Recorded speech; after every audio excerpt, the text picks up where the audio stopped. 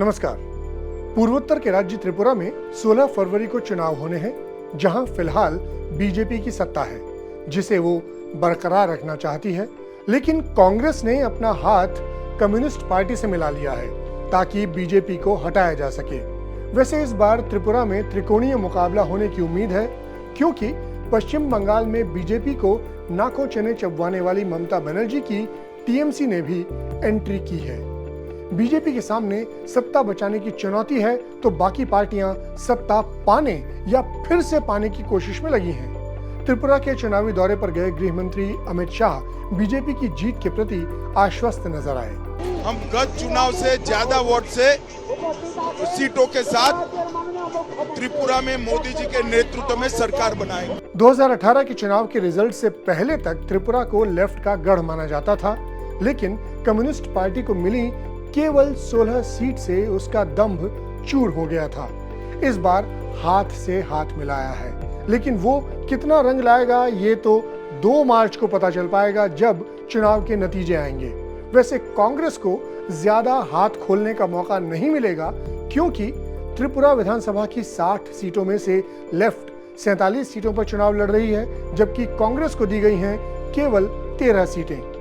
कभी त्रिपुरा की राजनीति में लेफ्ट की सत्ता होती थी और कांग्रेस विपक्ष में बैठती थी, लेकिन पिछली बार कांग्रेस रह गई शून्य पर। 2018 के मुकाबले कांग्रेस 0 से उठकर खाता खोलने की उम्मीद भी लगाए बैठी है, लेकिन 0 से हीरो तो बीजेपी ही बनी थी। ऐसा हम नहीं कह रहे, बल्कि त्रिपुरा में चुनावी रैली कर रहे रक्षा मंत्री राजनाथ सिंह ने ऐसा कहा। लोग कहते थे कि त्रिपुरा की राजनीति में भारतीय जनता पार्टी 0 है और सीपीएम ही सब कुछ यहाँ की राजनीति में थी।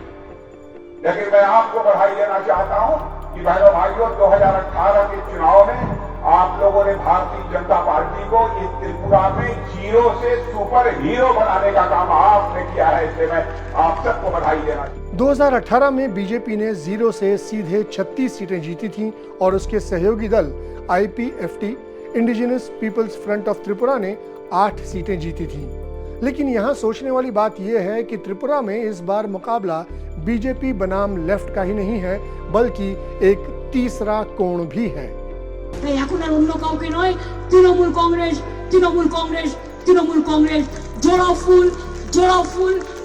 पश्चिम बंगाल की तरह ममता त्रिपुरा में भी खेला करना चाहती हैं और इसके लिए उन्होंने पूजा करके शुरुआत भी की, लेकिन आशीर्वाद कितना मिला उसके लिए रिजल्ट का इंतजार करना होगा।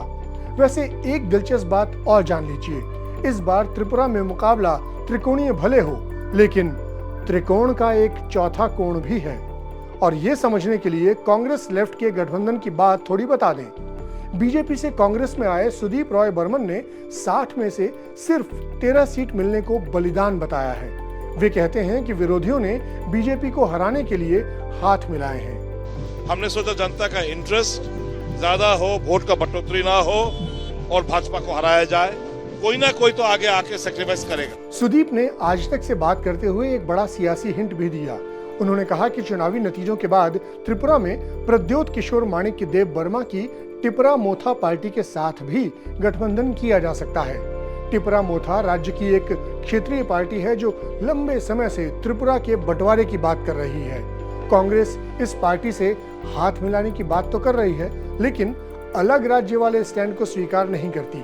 दूसरी तरफ शाही परिवार से आने वाले माणिक्य देव वर्मा हर किसी का समीकरण बिगाड़ने के लिए तैयार हैं। उन्हें अपने साथ मिलाने की कोशिश में लेफ्ट कांग्रेस गठबंधन और टीएमसी भी हैं, लेकिन माणिक्य देव वर्मा अकेले ही जीत का दम भरते नजर आ रहे हैं और यही वजह है कि वो बीजेपी के खास निशाने पर हैं। कम्युनिस्ट, एक कांग्रेस और एक मोथा वाले तीनों मिले हुए हैं। कांग्रेस और कम्युनिस्ट सार्वजनिक रूप से मिले हुए हैं, मगर मोथा वाले टेबल के नीचे मिले हुए, पीछे से काम। तो ये जो बी टीम के बारे में बात कर रहे हैं, इनको भी समझना चाहिए कि हम बेवकूफ नहीं है। आज का जो जनजाति है, नॉर्थ ईस्ट का जो एक सिटीजन है, वो जानता है कि बी टीम क्या है और ए टीम क्या है। तो बीजेपी जो कांच के घर में रहते हैं वो किसी के घर में पत्थर नहीं फेंकना चाहिए इनको। त्रिपुरा की सत्ता बचाने को बीजेपी के कई दिग्गज नेता नॉर्थ ईस्ट की ओर रुख कर रहे हैं, तो दूसरी पार्टियां भी पूरी शिद्दत से जुटी हैं। अब 16 फरवरी के वोट और 2 मार्च के नतीजे बताएंगे कि 2023 में त्रिपुरा में कौन सरकार बनाएगा। और वीडियोस के लिए आप देखते रहिए आज तक, और अगर अब तक आपने सब्सक्राइब नहीं किया है तो इसे सब्सक्राइब कर लें। धन्यवाद।